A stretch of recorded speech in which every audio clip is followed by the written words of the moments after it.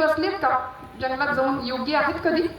आणि योगी माणसं कधीही श्रीमंत नसतात. पण या मातीला लाभलेला हा एकमेव राजा असा होता जो श्रीमंत योगी होता.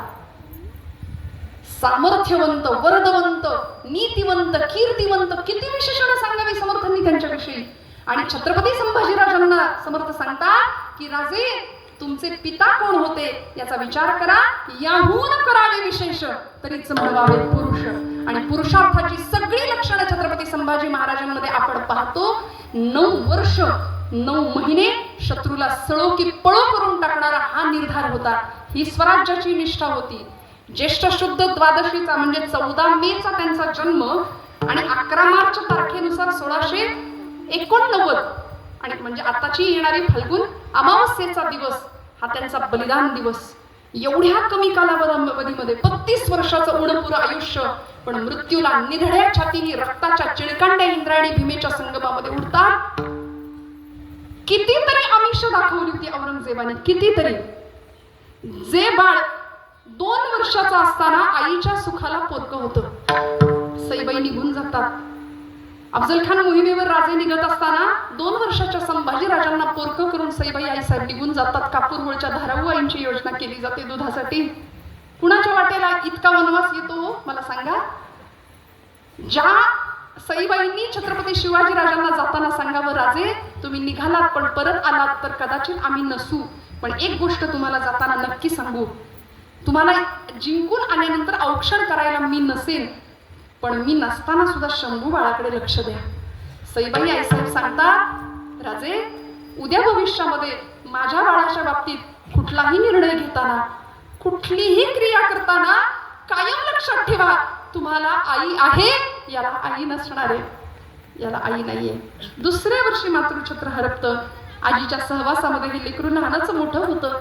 8व्या वर्षी पुरंदरच्या तहामुळे मिर्झा राजाकडे ओलीस राहण्याची वेळ येते. 8व्या वर्षी हे बाळ ओलीस राहतं आपल्या पित्यासाठी, आपल्या स्वराज्यासाठी. याला म्हणायचं निष्ठा. काय कळतं? 8 वर्षाचं आपल्या घरातलं पोरग बघा ना, काय बुद्धिमत्ता असेल, काय चातुर्य असेल. कितीतरी सुंदर पद्धतीने अनेक भाषांचा अभ्यास, अनेक ग्रंथशास्त्रांचा अभ्यास, सगळ्या पद्धतीचं ज्ञान मिळवून 64 कलांचा अभ्यास करून हा राजा सर्वच बाबतीमध्ये तरबेज ठरतो.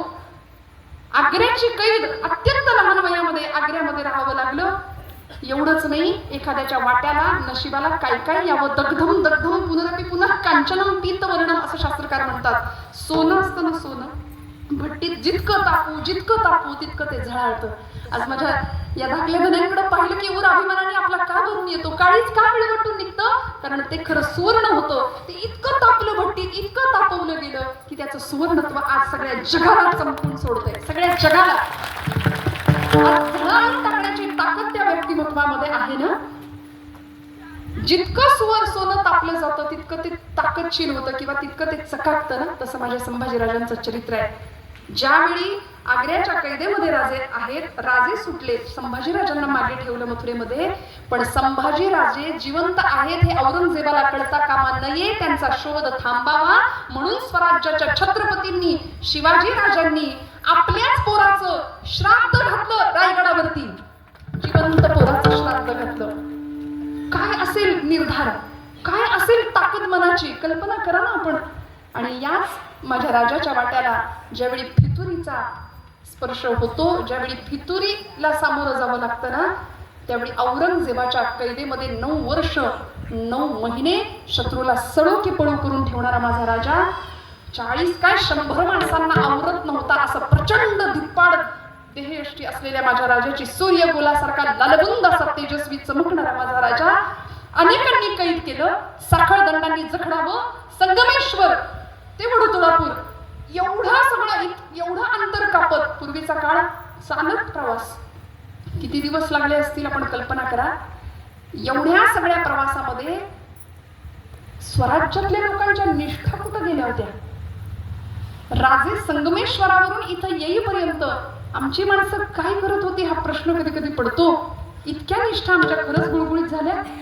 इतकी फितुरी आम्हाला महत्वाची वाटली.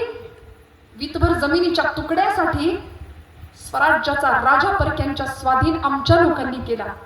आमच्याच माणसांनी घरभेदे इंग्रजांचाही हाच इतिहास आहे. घरभेटे इंग्रजांना मिळाले, फितुरी झाली, त्याची फळं दुर्दैवाने आम्ही आज काही अंशी भोगतो आहोत.